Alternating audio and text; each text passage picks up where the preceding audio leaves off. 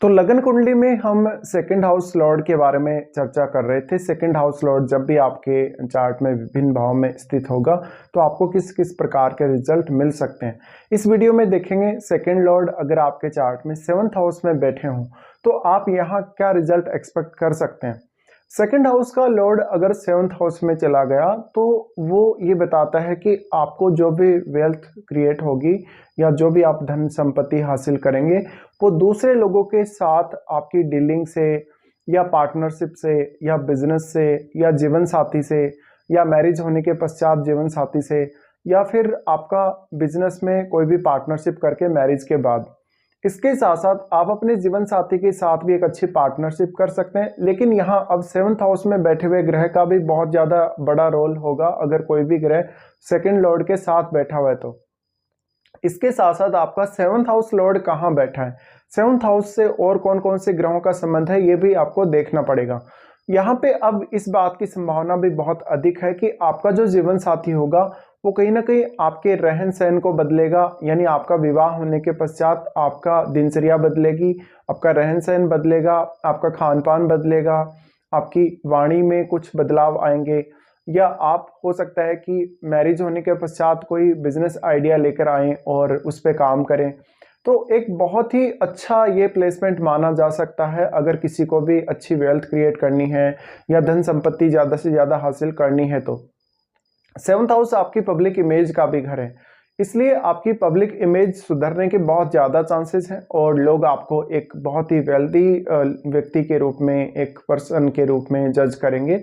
और ये जो आपका सेकंड लॉर्ड जो 7th हाउस में गया है वो आपके लगन पर भी दृष्टि डालेगा। तो कहीं ना कहीं वो आपके लगन को भी प्रभावित करेगा, आपकी सोच को प्रभावित करेगा, मेंटलिटी को प्रभावित करेगा। और अगर वो ग्रह एक क्रूर ग्रह है तो वो मैरिड लाइफ के लिए उतना अच्छा साबित नहीं होगा और पार्टनरशिप को भी डिस्टर्ब कर सकता है।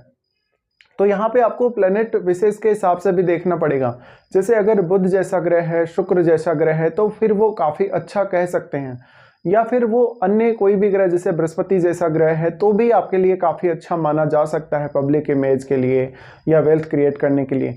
लेकिन आपको फिर प्लेनेट के हिसाब से सोचना पड़ेगा कि वो सेकंड लॉर्ड आपका जो है वो अगर 7th हाउस में बैठा है तो कौन सी राशि में है। और यहाँ पे फिर 7th लॉर्ड की भूमिका बहुत ज़्यादा अहम हो जाती है। तो मान लीजिए किसी का अगर second house Lord 7th house में बैठा है तो वहाँ पर आप उसकी अन्य दृष्टियों पर भी विचार करेंगे। मंगल जैसा ग्रह है तो मंगल के हिसाब से दृष्टियां देखेंगे, 4th दृष्टि, 7th दृष्टि और 8th दृष्टि। और जुपिटर जैसा ग्रह है तो 5वीं, 7वीं, 9वीं दृष्टि पर भी आपको विचार करना चाहिए। इसी हिसाब से आपके लगन में भी अगर कोई भी ग्रह बैठा हुआ है तो वो भी आपके सेकंड लॉर्ड पर दृष्टि डालेगा आपके लगन से। तो आपके लगन में बैठा हुआ ग्रह या फिर आपका लग्नेश भी काफ़ी ज़्यादा प्रभावित कर सकता है आपके सेकंड लॉर्ड को।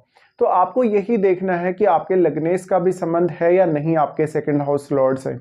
तो कहीं ना कहीं फिर आपकी एक ओवरऑल इमेज बनेगी ये जो सेकंड लॉर्ड आपका 7th हाउस में गया उसकी वजह से। और लोग आपको किस तरीके से जज करेंगे, लोग आपकी बातों पर किस प्रकार से रेट करेंगे, लोग आपको मान सम्मान देंगे या नहीं देंगे, लोग आपको वास्तव में जिस प्रकार के आप हैं वैसे जज करेंगे या नहीं करेंगे, या आप बहुत कुछ लोगों से छुपा भी लेंगे अपना।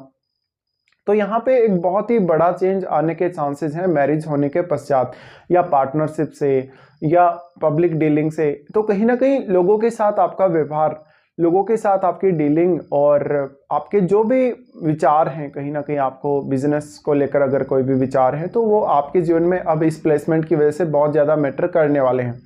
इसके साथ साथ आपके सेकंड हाउस में कोई भी अन्य ग्रह बैठा है तो आपको उसको भी देखना पड़ेगा। और हो सकता है यहाँ पर 7th हाउस लॉर्ड का और सेकंड लॉर्ड का राशि परिवर्तन भी बन रहा हो तो वो भी आपको देखना है। तो हम ये बोल सकते हैं मोस्ट ऑफ केसेस में सेकंड लॉर्ड अगर 7th हाउस में बैठेगा तो वो ज़्यादा से ज़्यादा आपको फेवर करेगा मैरिज होने के पश्चात। लेकिन अगर आपका 7th हाउस लॉर्ड अच्छी स्थिति में नहीं है और आपका 7th हाउस में जो सेकंड लॉर्ड बैठा है वो भी अपने शत्रु घर में बैठा है या अच्छी स्थिति में नहीं है या वो वक्री होके बैठा है तो आपको काफ़ी दिक्कतें आ सकती हैं। और यहाँ प्लेनेट विशेष का रोल बहुत ज़्यादा अहम हो जाता है, क्योंकि 7th हाउस में कोई भी प्लेनेट बैठेगा वो हमारे लिए बहुत ही ज़्यादा अहम है, हमारे रिलेशनशिप के लिए या हमारी ओवरऑल लाइफ के लिए। और वो वास्तव में हमारी ज़िंदगी की जो दिशा है वो तय करने में भी बहुत ज़्यादा बड़ा रोल प्ले करेगा। इसलिए आपको उस प्लेनेट विशेष के हिसाब से भी सोचना पड़ेगा। अगर मान लो किसी का भी सेकंड लॉर्ड जैसे बुध जैसा ग्रह है, या फिर सेकंड लॉर्ड आपका शुक्र जैसा ग्रह है, या बृहस्पति जैसा ग्रह है, या सूर्य जैसा ग्रह है, तो आपको ज़्यादा से ज़्यादा बिजनेस करने में या लाइफ में आगे ग्रोथ करने में सहायता मिलेगी। भले ही आपका मैरिड लाइफ कैसा भी हो, मैरिड लाइफ बहुत ज़्यादा खराब भी नहीं हो, तो कहीं ना कहीं आपको मैरिड लाइफ से कभी कभी संतुष्टि ना मिले, या कहीं ना कहीं आपके इंडिविजुअल रूप से अगर इसको देखा जाए तो ज़्यादा अच्छा है। लेकिन पार्टनरशिप के हिसाब से सूर्य जैसा ग्रह का 7th हाउस में बैठना आपको काफ़ी सोचना पड़ेगा। लेकिन पब्लिक डीलिंग के हिसाब से या फिर आपकी एक पब्लिक इमेज जो बनेगी वो ज़्यादा अच्छी बनेगी। तो आपको प्लेनेट के हिसाब से ही यहाँ विचार करना पड़ेगा, प्लेनेट के हिसाब से ही आपको यहाँ पर जो प्रभाव मिलेंगे वो देखने को मिलेंगे। तो 7th लॉर्ड है वो आपके 2nd हाउस लॉर्ड का डिस्पोजिटर बनेगा, और उनकी भूमिका भी काफ़ी ज़्यादा अहम होने वाली है अब इस प्लेसमेंट की वजह से। इसके साथ साथ आपका 2nd लॉर्ड जो 7th हाउस में गया है, और कौन कौन से भावों पर वो दृष्टि डालेगा, और उन भावों के स्वामी के साथ उसका संबंध है या नहीं है, ये आपको देखना है। और क्या 2nd लॉर्ड का लग्नेश के साथ संबंध है या नहीं है। अगर 2nd लॉर्ड का लग्नेश के साथ संबंध बनता है, उस केस में हम ये भी बोल सकते हैं कि कहीं ना कहीं आपके पास जितनी वेल्थ आप क्रिएट करेंगे, या जो रहन सहन में आप रहेंगे, जिस प्रकार का जीवन आप जिएंगे, वो लोगों को एकदम सामने दिखेगा, आप कुछ भी छुपा नहीं सकेंगे। लेकिन यहाँ पर आप एक बहुत ही वेल्थी पर्सन के तौर पे, एक बहुत ही धनवान व्यक्ति के तौर पे भी लोगों के सामने आ सकते हैं इस प्लेसमेंट की वजह से।